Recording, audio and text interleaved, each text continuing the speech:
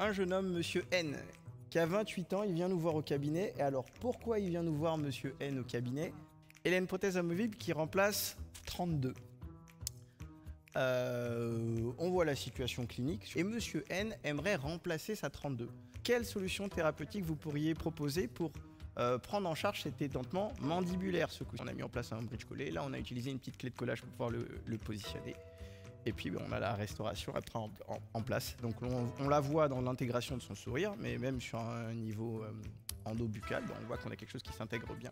Regardez votre patient et voyez si la prothèse que vous comptez lui faire va s'intégrer et si c'est indiqué. Il est capital de voir les patients quand ils sont encore en orthodontie pour tous les cas d'agénésie et que si jamais il y a des petits aménagements à faire, des changements de position ou d'axe, c'est encore le moment de le faire. Très simplement, sans rentrer dans le détail, juste reculez-vous, prenez une photo de la patiente, tracez juste les axes de référence du visage et vérifiez que l'axe interincisif est droit et que globalement il n'y a pas de désordre majeur du plan frontal esthétique.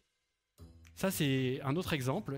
Elle veut évidemment qu'on lui remplace la dent numéro 22 qui est agénésique. Elle a aussi, vous voyez, une petite incisive, la 12 qui est risiforme. Si on veut remplacer la dent absente ici, on tombe sur le problème du diastème dont parlait Alex tout à l'heure. Et donc très simplement, en technique directe, par collage de composite, on a modifié la forme des dents et là on se retrouve dans une situation beaucoup plus facile pour réaliser un bridge collé cantilever. Je vous ai juste mis ce scan parce que comme ça bouge, on voit mieux les différentes formes de préparation. Donc c'est très simple, sablage, Panavia. Point final.